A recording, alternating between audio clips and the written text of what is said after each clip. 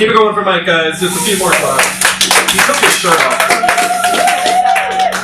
I just want to start off by saying that I know what I look like. So, like, I know I look like I'm supposed to be in Phi Beta Delta from Florida State University. Like, I know I look like every acquitted college rapist who ever exists on the face of the earth. So, I mean, like, you don't need to let me know that. I'm at a weird point in my life. I'm at this point where, if I were to describe it, it's kind of like a Venn diagram between adolescence and adulthood. Like, I'm right in the middle. Like, I kind of know how to do my taxes, but at the same time, like 2 weeks ago at a party, I was drinking Smirnoff out of a measuring cup. So I've still got, like, some work to do, I feel, in my life, but that's okay. I'll get there. I'm a millennial, and we put up with a lot of shit sometimes, but we do have one good thing that we don't have to really deal with, and that's we really don't often have to worry about identity theft, because who would want to? I mean, at this point. Like, I mean, I would love to actually see the look of anger and embarrassment on the person who's stolen my identity when they realize that they now owe $60,000 to the Ontario government. And all they have to show for it are unused 3,000 Target points. Don't even exist here anymore. You gotta go to Buffalo to redeem those. So it's like a trek for you to actually have to steal my identity.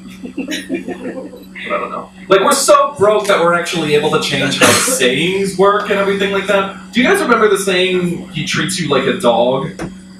And how that used to be an insult? Have you seen how well dogs are treated? I can guarantee you that for the next 10 years, my parents' dog is going to have better health insurance than me. He treats you like a dog. Really? He gives you 3 free meals a day, lets you sleep for 12 hours, and praises you for not shitting on the carpet? I don't know how you get through your day. It sounds very difficult. I'm telling you, that's why millennials are so cynical, you know? Like, do you guys notice that? Do you guys notice how the phrase, I want to die, is thrown around so liberally in the millennial vernacular? I want to explain this for people who are a little bit older.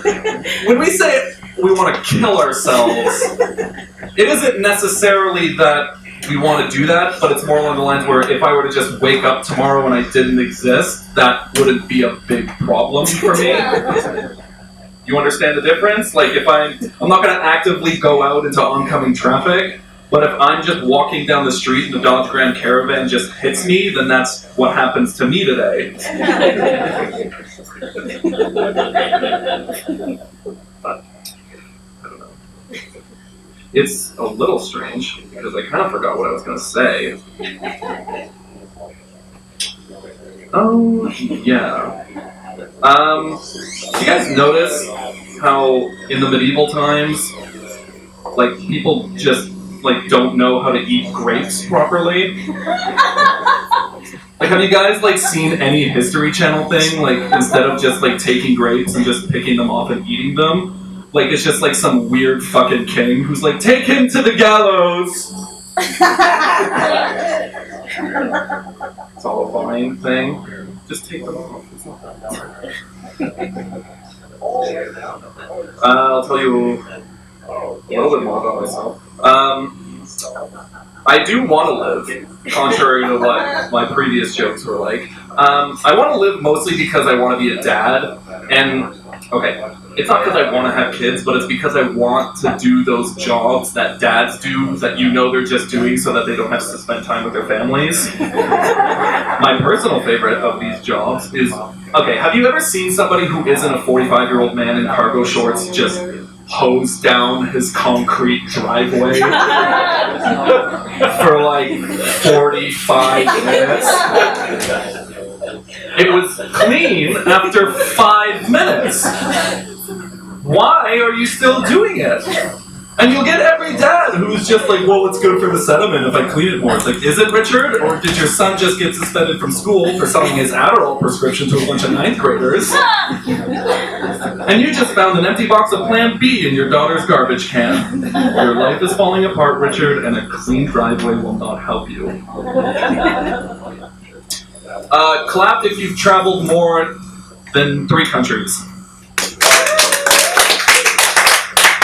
Why can't you guys just be normal people? Like, I just want to hang out with my friends, and then they go traveling. Like, they do one sun salutation outside of Angkor Wat in Cambodia, and then all of a sudden they're coming back to me, and they're like, you should really read The Alchemist. I'm like, shut the fuck up! Like, I don't want to do this. Can we just go to Buffalo Wild Wings and, like, eat some food or something like that? Clap if you're stupid. This is the gimmick, okay? Don't let it fool you.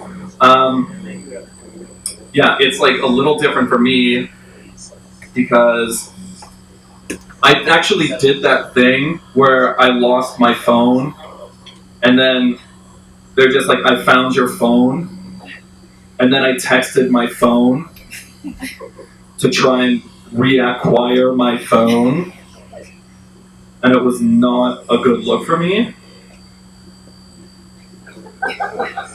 You know what? That's actually like really funny. And, like, do you guys ever notice that pretty much there's a lot of things that exist in our world to just get kids to shut up for a second? That's like the majority of media nowadays. That's why the Emoji Movie exists. Do you guys know that? They're just like, Daddy, can we go see a movie about emojis? Like, if it gets you to stop asking stupid questions like, why is the sky here? Yes, for God's sakes, just sit in front of the screen and watch a talking piece of poo talk to you. I haven't seen the Emoji Movie. I'm not that well read on it, so I don't have a reference. But do you guys want to hear a slightly insensitive joke? Yeah! Do you think when people in Syria are watching the Weather Network, do you think they get confused when he says it's going to be a little balmy outside?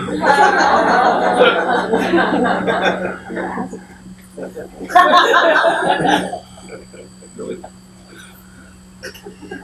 It's great because I look like this and I shouldn't be saying those jokes. It's like kind of weird. I had 5 minutes of planned material and that's been out the window for 3.5 minutes. So I'm going to finish you on this. I used to work at No Frills. Again, this is just, wow, really? I used to work at No Frills, and it's like kind of weird because I worked at a rougher No Frills.